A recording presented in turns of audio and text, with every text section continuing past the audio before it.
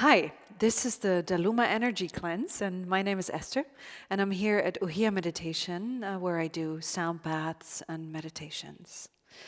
So, energy cleansing is something that we do basically every day. Every day when we take a shower, we clean our energy because the water is highly cleansing. It changes our frequency, and when it drizzles on our body, our nervous system gets a little like a little incentive to distribute energies new and to relax and calm down. But of course, we can't always take a shower, right? So there's other things that, from a perspective of a coach, you can do when you feel like your energies are stuck and you have thoughts that become a thought haunting an emotion, haunting a physical sensation, and then you don't know where you are anymore, and you're just stuck. What you can do is you can trace your thoughts back, because usually what we do, let's say you have a day that's really stressful and you're late and you get into the car on your bicycle, and for some reason the bicycle before you or the car before you is like super slow and you're getting mad at that person. So then you're like, oh Jesus, the city I live in, everybody is so slow, and why don't they notice me? And then you have this like, why does nobody notice me? I never get noticed for who I am. And suddenly you're in a spiral of questioning yourself, questioning your entire being, when the initial thought was, I am late. So when you find the time, the power still, to bring yourself back to the initial thought that started this entire spiral, you can totally calm down and be like, what can I do about this situation? Literally, what can I do? Can I stretch time? No, I can't. Can I try to drive as safe or maybe take a shorter way or something as possible? Yes, I can. Can I apologize for when I'm late? Of course you can. People will always understand when you come from a place of authenticity and of truth. So if you're true with yourself, of course, there you have it. So try to see, are you spiraling? Check your thoughts upon, are they real? Is this true or is it not? I can absolutely recommend Katie Byron to read. So coming to the physical sensation. If, for example, you're just in that situation and you absolutely want to calm down, you want to do what I just explained to you, but you just can't calm your system down. It keeps pushing and stressing. First of all, help your nervous system. Take your arms. Grab your wrists. If you can, for example, like that, you can also just grab one wrist or the other, and then, you switch. And you slightly pulse. You give your nervous system small pulses, small incentives to calm down. You can do that especially wherever you have limbs, like here. But here, for example, is one of the best. You can do that around your neck. You can do that on your wrists, on your ankles. You can hug yourself. You can just give your nervous system the information, you're not alone, I got you. It is the same I got you when somebody else does it. The only thing that you're not doubling your energy with theirs, but you're calming down yours. And on our back, we are highly, highly sensitive. This is why, for example, a touch from another person on the back is so much more soothing than when we do it ourselves. So when we, for example, hug ourselves, we reach our back, and this feeling drizzling down your spine when somebody touches you on the back and you suddenly have this, ooh. This is such a deep feeling, and it is linked to a very old part of our brain and our being, and it is a part of community. It is a part of safety. That changes your energy in an instant. When you either hug yourself or ask another person, can you just put your hands on my back? Or could you give me a hug even? I know nowadays hugging can be tricky, but there's people you can definitely hug with, and you should, because it's highly healthy. Next thing you can do, you stand or you sit. Anchoring. Of course, you heard all about it, but I'm going to explain it one more time.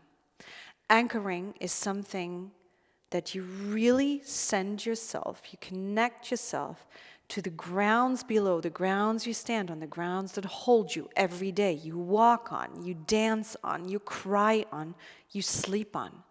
And you consciously use those grounds and the energies below to send your roots deep down. Some people try to imagine growing roots deep into the ground. And the deeper the roots, the higher the leaves, and the more you can reach out, the more easy you can be. The more winds come, you can wave because you're deeply rooted. Other people try to imagine a golden anchor. So what you do is either you stand or you sit. Straighten your spine, let your pelvis sink a little bit forward, your head really up straight, your neck is a little bit tucked in, you have a little pressure here. And then you basically close your eyes and you just imagine how, let's go with roots for now, how you're standing there and it's this little seat that's sinking deep into the ground. And that seat is you. And that seat starts to send little roots deep into the ground. For now, it's just the surface, but you want to go deep. So this is what you think. You think deep. And you really imagine how all the energy from above, the energy that surrounds you, the energy in your solar plexus, how everything for a moment is like going down and really being sent deep down into the ground. You can help yourself by, for example, doing this mudra. So you send your energies through your second and first chakra down into the ground, and then you really let those roots grow.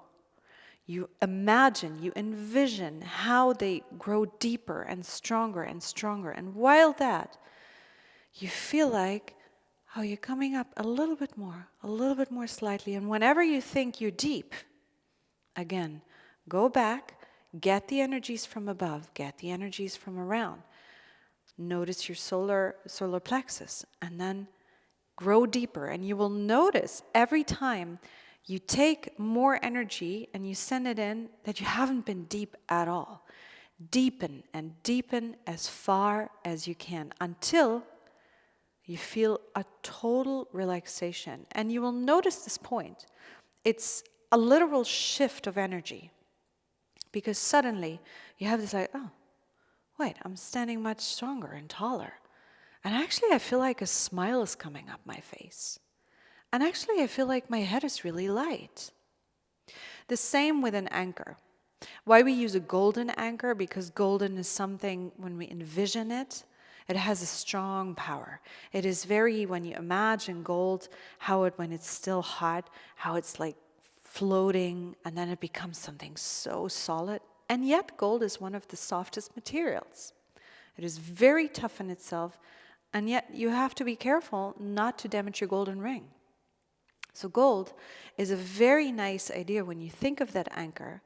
It is very liquid, it is very soft, it can be sent deep down into the ground and even deeper and deeper. And even of its solidity, it still remains somewhat soft. And this is the softness you want to keep. The more you're anchored in the ground, the softer you can stay upstairs, and the softer you can be like, okay. And when the world is hitting you hard, but you can do that, the hit is not that painful. The hit is just something that you take and be like, wait a second, I change perspective, which brings me to the next point. Changing perspective. It is always wise. Whenever you're in rage, whenever you're crying, whenever you don't know in or out anymore, change perspective. And literally step out of the picture. Take a walk, which anyway is my go-to for anything and everything.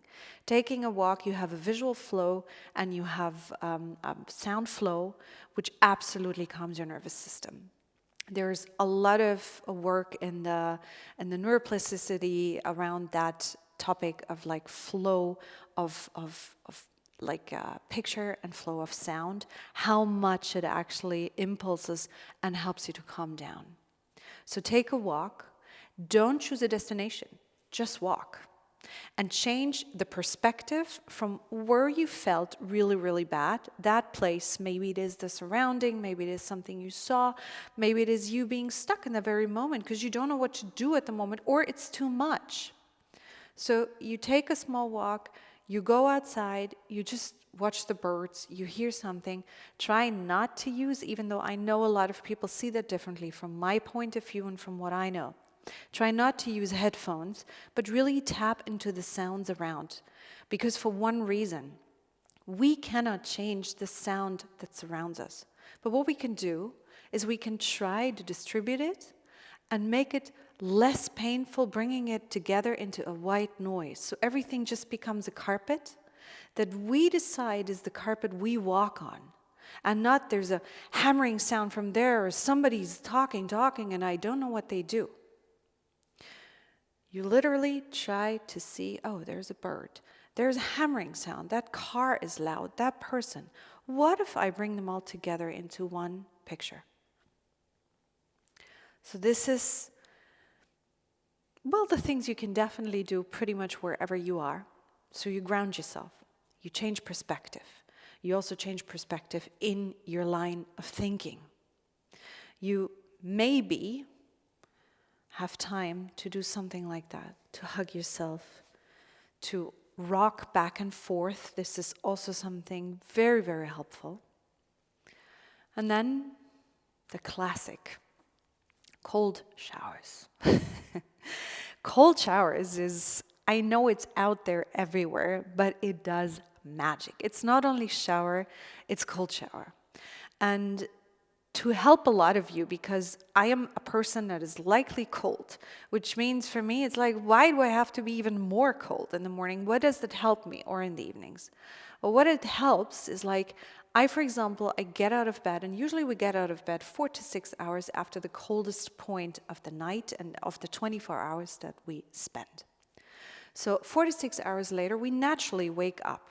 Try to measure, for example, if this is the time you actually wake up, or is it a lot later or a lot earlier?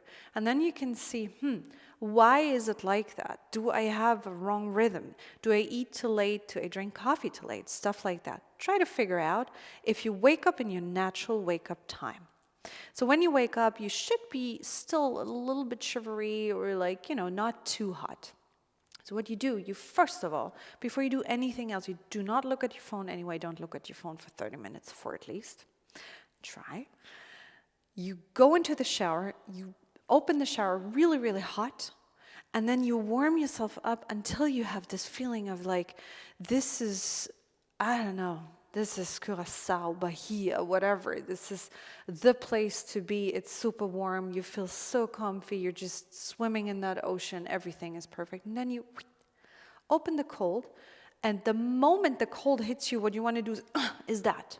What do animals do when they have a trauma? They shake. What do? Either you shake it out. You stand there under the shower and you really shake it out. Or you breathe yourself through. You really send your breath. And this brings me to a very important thing. A lot of people know about the belly breath. So the tip of your lung is here at the back, behind your rib cage, basically almost underneath your rib cage.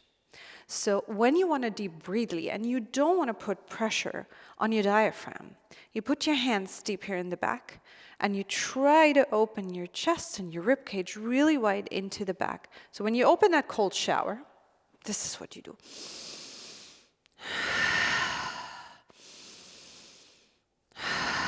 Mind over matter. This is really, it's not going to hurt you.